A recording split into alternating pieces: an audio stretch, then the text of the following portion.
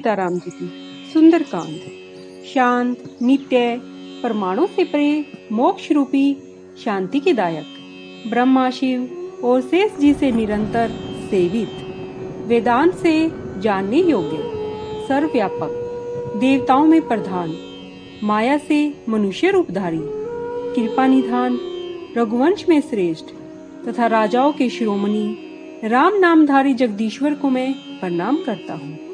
हे रघुनाथ जी, मैं सत्य कहता हूँ और आप तो अंतर्यामी हैं।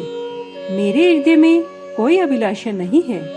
मुझे अपनी पूर्ण भक्ति दीजिए और मेरे मन को काम आदि दोषों से रहित कीजिए। अतुल बल के स्थान सुमेरु पर्वत के समान दिव्य देह वाले, राक्षस रूपी वन को अग्नि के समान, ज्ञानियों में अग्रगण्य, संपूर्ण गुणों की खान, वानरों के स्वामी रामचंद्र जी के प्रिय भक्त, पवन पुत्र हनुमान जी को मैं नमस्कार करता हूँ। जामवंत के वचन सुन के हनुमान जी के मन को बहुत अच्छे लगे और बोले, हे भाइयों, तुम सब दुख सहकर और कंदमूल फल खाकर तब तक मेरी राह देखना जब तक मैं सीता जी को देखकर लौट न आऊं। कार्य सिद्ध होगा क्योंकि मुझे विशेष आनंद है।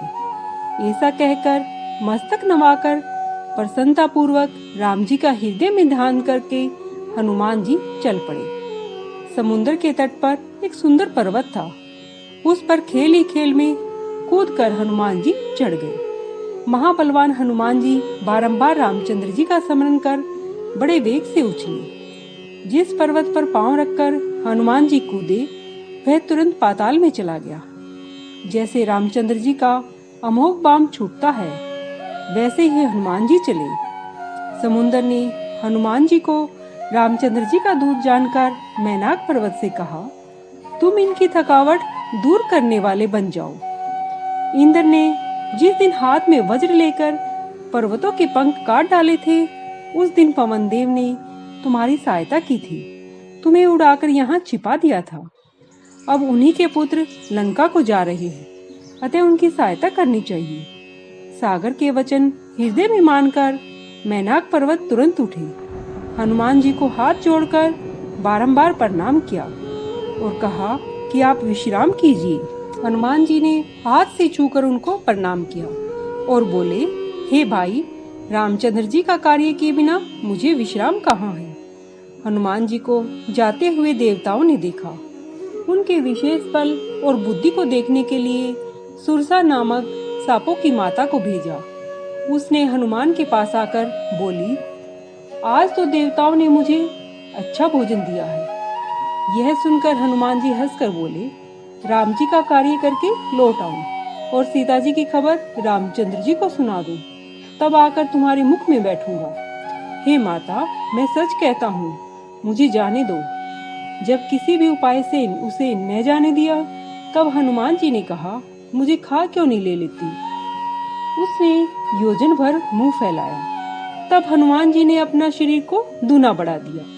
उसने 16 योजन का मुख किया तो हनुमान जी तुरंत 32 योजन के हो गए।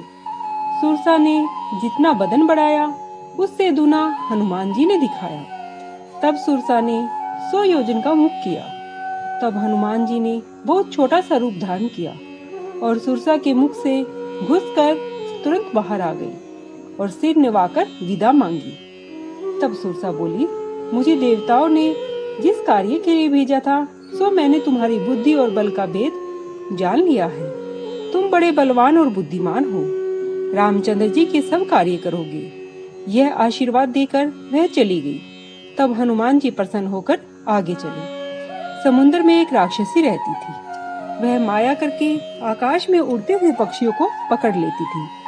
जो जीव जंतु आकाश में उड़ते थे, उनकी परछाई जल में देखकर वह छाया को पकड़ लेती थी, जिससे वे उड़ नहीं सकते थे। ऐसे वह सदैव आकाशचारियों को खाया करती थी। यही कपट हनुमान जी से भी किया। हनुमान जी ने उसे पहचान लिया और उसे मारकर पवन पुत्र मतिधीर महावीर जी समुद्र पार जा पहुंचे। वहां जाकर वन की शोभा देखी। शहद के लोभ से भोरे गुंजार कर रहे हैं। नाना प्रकार के वृक्ष फल फूलों से शोभित है। पक्षी और पशुओं के झुंड को देखकर हनुमान जी को बहुत प्यारे लगे।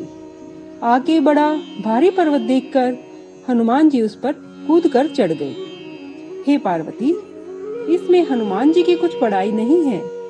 यह प्रभु का प्रताप है जो काल को भी खा लेता है। पर्वत पर चढ़कर हनुमान जी ने लंका देखी। बहुत बड़े किले का वर्णन नहीं किया जा सकता। वह कोट बहुत ऊंचा है, चारों तरफ समुंदर है। सोने के किले के कंगूरे पर बहुत ही चमकीली धातु लगी है। सोने का परकोटा रंग बिरंगी मणियों से जड़ा हुआ है। अति सुंदर घर है। चौराहे, बाजार, अच्छी सड़कें और गलियों से सुशोभित नगर उत्तम रीति से बसा हुआ है।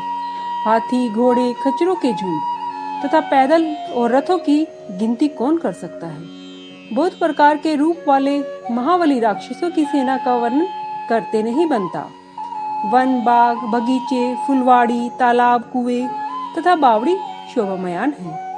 मनुष्य, नाग, देवता और गंधर्व कन्याएं अपने रूप से मुनियों के चित्त को मोह लेती हैं।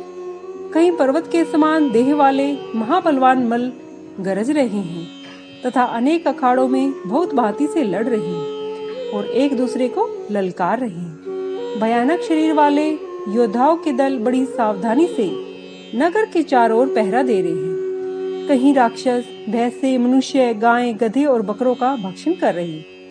तुलसीदास ने इनकी कथा बहुत थोड़ी सी कही है, क्योंकि यह श्री राम जी के बाण रूपी तीर्थ में शरीर छोड़कर अवश्य ही मोक्ष पाएंगे। जय श्री सीताराम जी की।